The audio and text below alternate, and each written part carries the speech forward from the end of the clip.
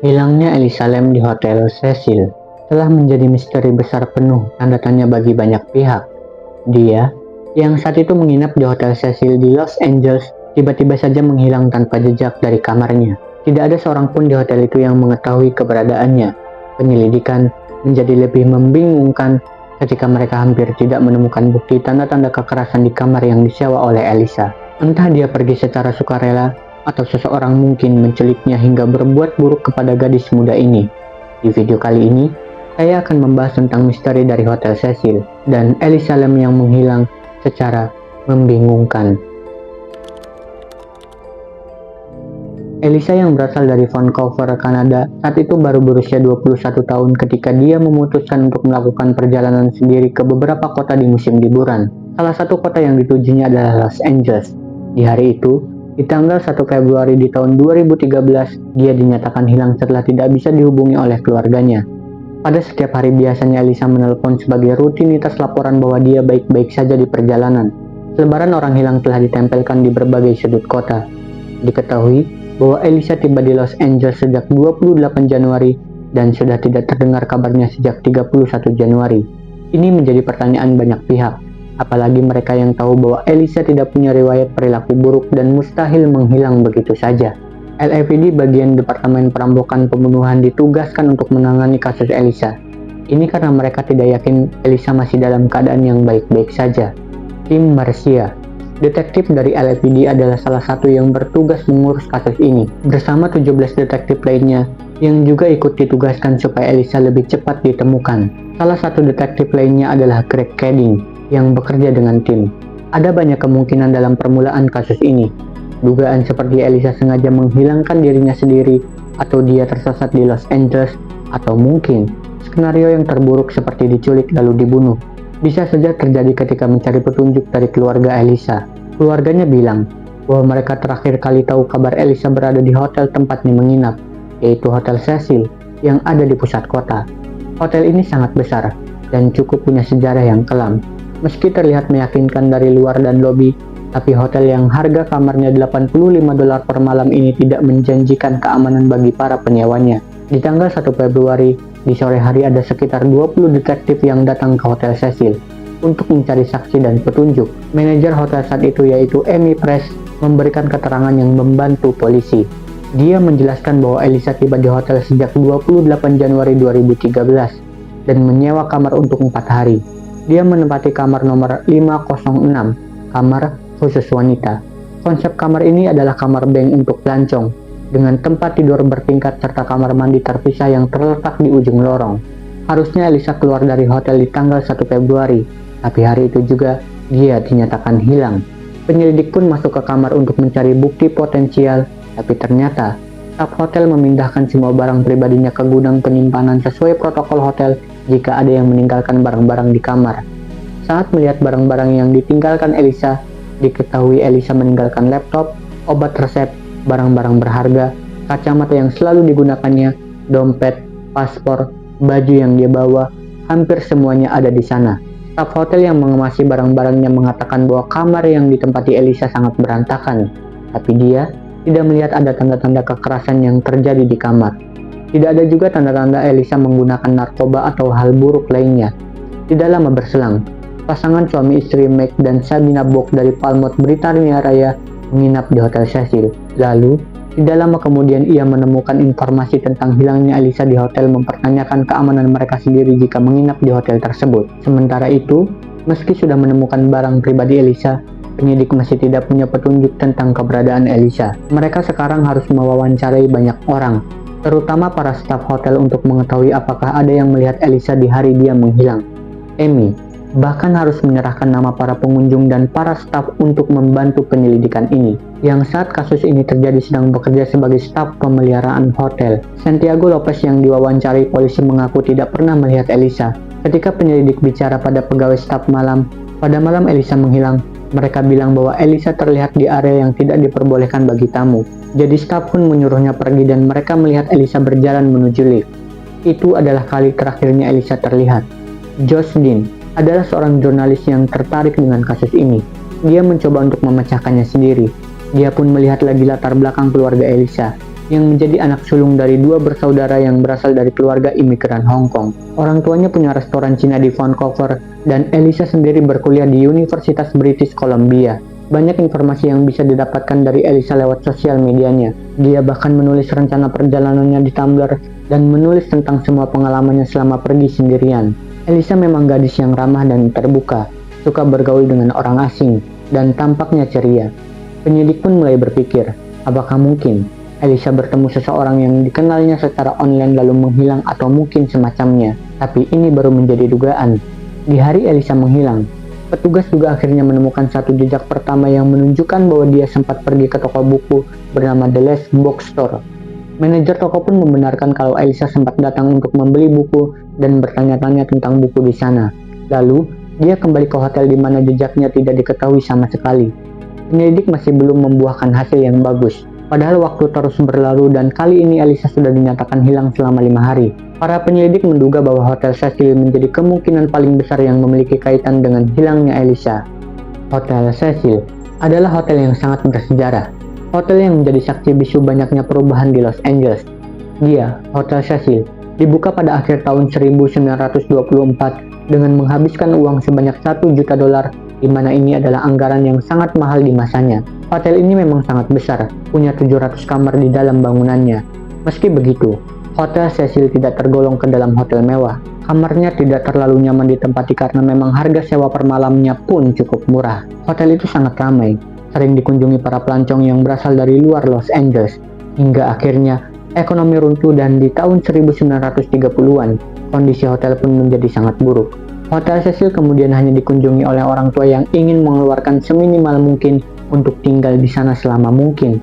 Dalam beberapa masa, Hotel Cecil juga menurut mantan penghuninya yaitu Kenneth Kevin menyimpan banyak kejadian di dalamnya, mulai dari masalah narkoba, perampokan, bahkan pelacuran. Hotel Cecil bisa dibilang sebagai hotel yang penuh dengan skandal. Sekarang, di tahun 2017, skandalnya bertambah dengan hilangnya Elisa di dalam hotel tersebut. LAPD pun membuat konferensi pers dengan menghadirkan keluarga Elisa supaya mereka juga mendapat bantuan dari publik untuk menemukan putrinya. Konferensi pers ini digelar pada 6 Februari di tahun 2013, 6 hari setelah Elisa menghilang. LAPD mengaku kepada pers bahwa mereka masih belum mendapatkan akses CCTV hotel hingga hari itu dan masih dalam tahap penyelidikan. Hal yang biasanya tidak diketahui para pelancong yang datang ke Los Angeles adalah Hotel Cecil berada di bagian Skid Row, yaitu salah satu tempat paling berbahaya dan paling kejam di Amerika Serikat. Di sana, ada salah satu pemukiman yang dipenuhi gelandangan, yang jumlahnya sekitar 8.000 hingga 10.000. Bahkan diyakini sebagai salah satu daerah termiskin di seluruh dunia. Biasanya, orang-orang buangan seperti mereka yang baru bebas dari penjara atau baru keluar dari rumah sakit jiwa. Mereka dibuang ke tempat ini untuk memisahkannya dengan lingkungan lain. Di Skid Row, ada daerah yang liar, bahkan mungkin hampir tidak terjamah hukum. Orang-orang bebas berkeliaran dan tidur di jalan, mengedarkan narkoba, menawarkan tubuh untuk kenikmatan semalam. Hal-hal buruk semacam itu pun dibiarkan dan dibendung hanya di Skid Row. Dengan kenyataan bahwa daerah tersebut bukanlah daerah yang ramah untuk pelancong. Bisa jadi memang, Elisa menjadi korban kejahatan. Sekarang, polisi telah berhasil mengakses CCTV dan menemukan fakta bahwa tidak setiap lantai memiliki CCTV. Termasuk lantai yang ditempati oleh Elisa. Butuh waktu untuk menemukan Elisa dalam video. Tim dan Greg yang bertugas mengecek CCTV berhasil menemukannya terlihat memasuki lift di malam dia menghilang. Dalam video itu, perilaku Elisa terlihat sangat tidak biasa, dan itu satu-satunya video yang memperlihatkan dirinya karena Tim dan Greg tidak lagi menemukan bahwa Elisa terlihat keluar atau masuk ke hotel lagi semenjak itu, menandakan dia sebenarnya menghilang di dalam Hotel Cecil. Bisa siapa saja menjahatinya, apalagi Hotel Cecil terbilang hotel yang penuh keliaran di dalamnya. Banyak orang-orang jahat yang menginap di sana. Itu sudah jadi rahasia umum. Polisi pun sering menerima panggilan darurat dari hotel setidaknya 2 hingga 3 panggilan dalam sehari. 1 minggu semenjak hilangnya Elisa, penyelidik pun memutuskan untuk menggeledah seluruh hotel. 14 detektif diturunkan untuk menggeledah setiap bagian dari hotel. Bahkan anjing pelacak pun akhirnya dikerahkan ke seluruh hotel untuk membantu pencarian. Salah satu anjing mengarahkan petugas ke salah satu lorong yang mengarah ke jalan keluar darurat. Tapi di sana, bau Elisa menghilang. Atap akhirnya juga digeledah dengan bantuan udara. Sayangnya, petunjuk pun tidak ditemukan. 2 minggu berlalu, Elisa masih belum ditemukan dan kasus ini segera menjadi kasus pembunuhan dengan misi menemukan jasadnya, karena ada kasus lain yang lebih diprioritaskan. Kasus Elisa akhirnya hanya ditangani oleh 4 detektif yang bekerja sangat keras untuk menemukan Elisa. Video terakhirnya disebar untuk meminta bantuan publik. 13 hari sejak Elisa menghilang, dalam video CCTV 4 menit itu, terlihat Elisa melakukan gerakan aneh dan seolah menghindari seseorang. Lalu Elisa keluar dari lift dan tidak pernah terlihat lagi. Lift yang awalnya tidak berfungsi saat ada Elisa, kini mulai menutup dan bekerja kembali. Video rekaman yang menjadi viral segera menjadi perhatian internasional. Kelompok orang yang tergabung dalam kelompok detektif internet mulai membantu melakukan penyelidikan atas hilangnya Elisa. Dari sosial medianya, diketahui bahwa Elisa menderita bipolar, dan tulisan-tulisannya yang lain membuat banyak orang jadi bersimpati serta mulai banyak membantu. Penyidik mengetahui bahwa di awal kedatangannya, Elisa sempat ditempatkan di kamar sharing yang ditempati bersama gadis-gadis lain, tapi mereka mulai mengeluh tentang perilaku Elisa yang meresahkan sehingga Elisa akhirnya dipindahkan ke ruangan lain. Entah karena Elisa memakai narkoba atau bukan, tapi memang di lift pun terlihat bahwa dia melakukan gerakan yang aneh. Banyak yang yakin bahwa ada orang lain di luar lift yang mengganggu Elisa. Tampaknya mungkin ada seorang pria yang mungkin pernah dia temui. Ada banyak kemungkinan memang, apalagi penghuni hotel juga bermacam-macam dan hotel Cecil sendiri punya banyak skandal buruk di dalamnya. Orang banyak menyebutnya sebagai sarang kematian karena memang begitu banyak kematian yang terjadi di sana. Entah karena dibunuh, atau bunuh diri, atau kematian alami. Bahkan seorang pembunuh berantai terkenal bernama Richard Ramirez yang sangat brutal membunuh korbannya pernah tinggal di hotel Cecil untuk waktu yang sangat lama. Sampai akhirnya, dia berhasil ditangkap oleh polisi. Akibat dari sejarah buruknya, dan begitu banyaknya ulasan negatif tentang hotel, Amy sebagai manajer waktu itu membuat kerobosan dengan membuat bagian terpisah dari hotel yang membedakan antara hotel Cecil dengan Stay on Main yang menjadi wilayah aman bagi para turis modern. Stay on Main direnovasi dengan sedemikian rupa hingga menarik banyak pelancong muda yang pada akhirnya memberi ulasan positif dan membantu pendapatan hotel meningkat drastis. Sayangnya, meski dirancang dalam satu gedung dan dipisahkan dari lantai hotel Cecil, tapi lift yang digunakan masih sama. Sebenarnya Elisa menginap di bagian Stay on Main, tapi dia sepertinya tidak tahu bahwa gedung terhubung dengan hotel Cecil. Dalam penyelidikan lanjutan, setelah memperhatikan lagi video yang dirilis, banyak yang menyadari bahwa rekaman itu tampak aneh di bagian timestamp-nya, dan meyakini bahwa mungkin video telah direkayasa dengan diperlambat atau bahkan dipotong karena ada 53 detik yang menghilang. Namun, penyelidik tidak melakukan hal itu, jadi kemungkinan ulah pegawai hotel yang menghilangkannya. Keanehan ini menimbulkan pertanyaan yang lebih besar untuk pihak hotel Cecil, hotel dengan sejuta misteri. Meg dan Sabina Bock yang menginap juga merasa bahwa terkadang hotel itu sangat aneh. Fasilitasnya bisa begitu saja berhenti berfungsi, atau airnya berubah warna. Saat itu kamar yang mereka tempati juga airnya seperti tersumbat dan berubah jadi keruh. Petugas pun diminta untuk mengeceknya. Santiago selaku staf yang bertanggung jawab memelihara gedung, melihat tangki utama di atap dan tidak sengaja menemukan jasad Elisa. Jasad Elisa terapung di tangki dengan kondisi yang telanjang. Kulitnya sudah sangat memucat putih dan juga membusuk. Santiago langsung melaporkannya ke Amy, yang juga ia sama terkejutnya. Lalu di keesokan harinya, semua pihak menjadi gempar. Petugas dikerahkan untuk mengangkat jasadnya. Media pun banyak yang menjadikan kejadian ini sebagai berita utama. Hotel pun kemudian ditutup. Seluruh penghuni dipindahkan ke hotel lain. Sementara itu, penyidik belum mengetahui sejak kapan Elisa sebenarnya berada di tangki. Penyelidik pun mulai berkembang. Tangki dikuras dan jasad Elisa baru dikeluarkan. Penyelidik di sekitar TKP pun berusaha menemukan jejak sidik jari tersangka utama, tapi tidak ditemukan tanda-tanda yang mendukung telah terjadi kekerasan. Lalu di tanggal 20 Februari di tahun 2013, sehari setelah jasadnya ditemukan, perhatian terhadap hotel Cecil pun meningkat, dan justru semakin banyak pengunjung yang datang ke sana karena penasaran juga untuk membuat konten YouTube mereka. Dari sini beberapa YouTuber menyadari bahwa di tengah kepanikannya saat berada di lift, tampaknya Elisa menekan tombol hot door yang membuat lift tertahan selama beberapa menit yang awalnya sempat membingungkan mereka. Diketahui juga bahwa video di lift ternyata ada di lantai 14, satu lantai di bawah atap yang memungkinkan jika memang dia dikejar oleh pembunuh, dia sudah berlari ke atap. Diyakini bahwa Elisa pergi lewat tangga darurat di luar gedung yang mengarah ke atap karena tangga utama yang menuju atap tertutup dan dikunci untuk pengunjung. Hanya beberapa orang petugas hotel yang memegang kuncinya. Dan kalaupun pintu itu dibobol, sudah pasti alarm akan berbunyi. Penyelidik pun menemukan jalan buntu ketika mereka tidak bisa menemukan terduga pelaku pembunuhan Elisa.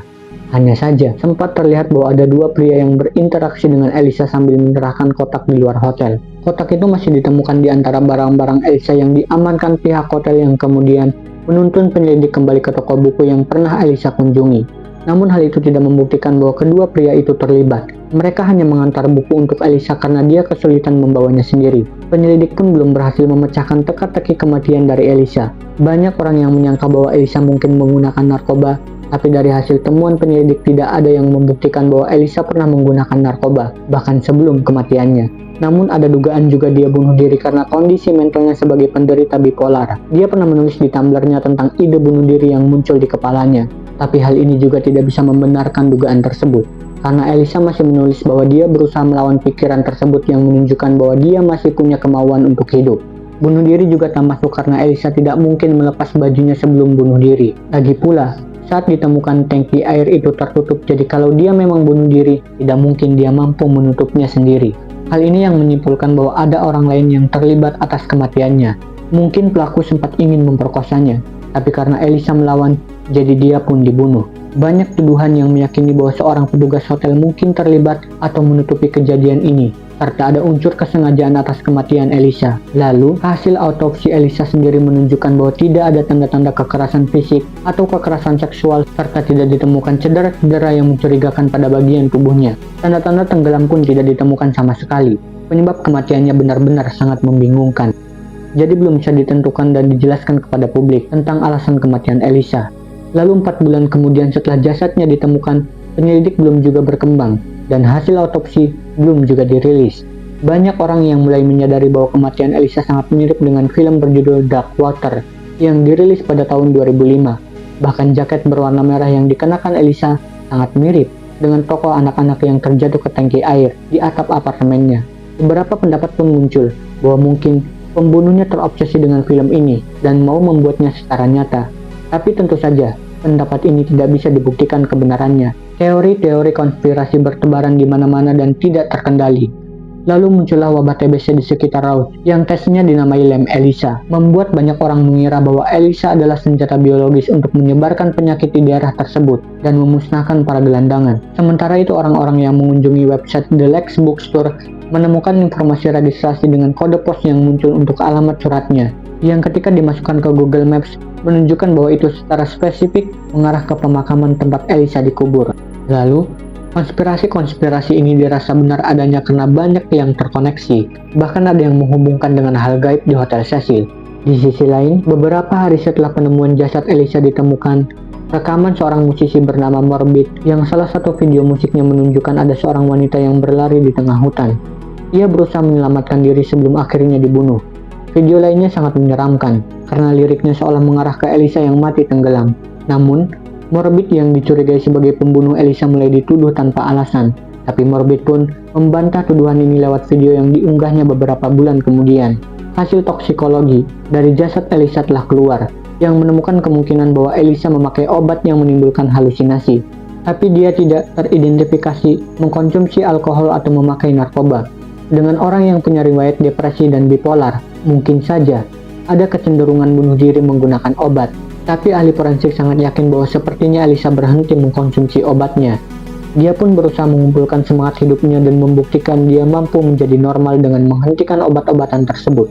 Padahal dengan begitu, resiko perubahan suasana hati akan semakin besar. Hal ini yang ditunjukkan dengan kelakuan Elisa yang memang terlihat tidak menentu dan sangat aneh. Dia jadi sangat mengganggu orang-orang di sekitarnya yang juga membuatnya dipindahkan ke kamar lain.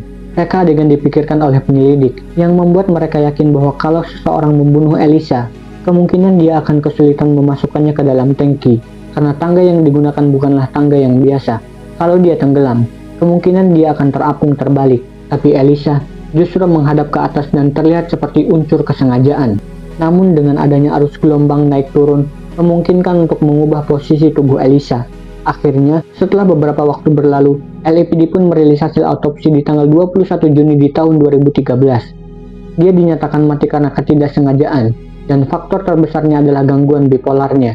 Banyak yang tidak setuju dengan hasilnya, karena mereka masih mempertanyakan tutup palka tangki yang tertutup. Semua menolak hasil akhir dari laporan autopsi dan yakin bahwa ada konspirasi di balik kasus ini, serta tuduhan korupsi kepada LAPD yang dianggap menutupi kasus. Morbid, yang bernama asli Pablo, kemudian ditemui untuk diminta keterangan karena tuduhan pembunuhan yang dilakukannya. Morbid juga sebenarnya kaget karena dia dituduh sebagai pembunuh Elisa, padahal dia tidak tahu apapun. FBI pun sampai datang menemuinya untuk memastikan kebenaran rumor, tapi Morbid bilang dan menjelaskan bahwa keberadaannya di Hotel Cecil adalah setahun sebelum kematian Elisa. Dan saat kasus ini terjadi, Morbid sedang berada di Meksiko untuk menggarap albumnya karena sedang dikontrak oleh studio rekaman. Morbid sampai harus membuat video pernyataan di YouTube untuk meluruskan kesalahpahaman, tapi tidak ada yang mau mempercayainya, hingga semua akunnya pun di-ban.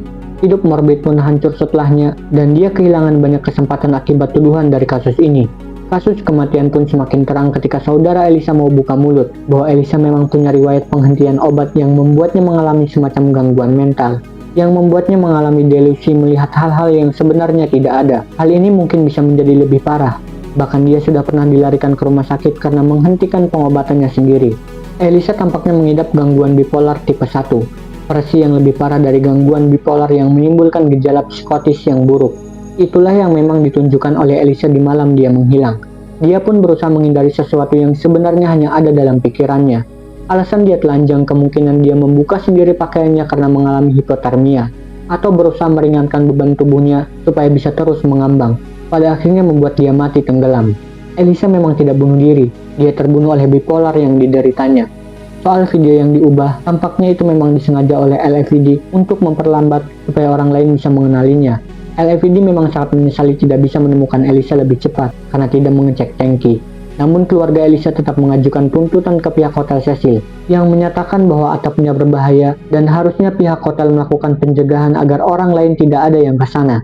Pihak hotel pun membantah. Ini karena mereka merasa sudah melakukannya dengan mengunci pintu dan memasang alarm, kecuali di tangga darurat. Hanya saja, pembelaan ini kurang kuat karena tangki air tidak dikunci demi menjaga keamanan. Santiago yang bersaksi kemudian mengungkap kebenaran yang tidak dibuka oleh polisi, bahwa sebenarnya pintu palka tangki terbuka saat jasadnya ditemukan. Kebenaran ini rasanya sudah masuk akal untuk menutup kasus kematian Elisa. Tapi banyak orang yang masih percaya pada beberapa teori konspirasi karena kebetulan-kebetulan yang muncul secara bersamaan. Saat ini, Hotel Cecil sudah berganti pemilik dan nilainya sudah mencapai 80 juta dolar. Separuhnya akan dijadikan perumahan kelas bawah, separuhnya lagi akan menjadi hotel yang mewah. Ada rencana bahwa pemilik baru akan mengubah area atap menjadi bar dan area berendam. Kemungkinan juga tunawisma di sekitarnya akan dialihkan ke tempat yang lebih layak.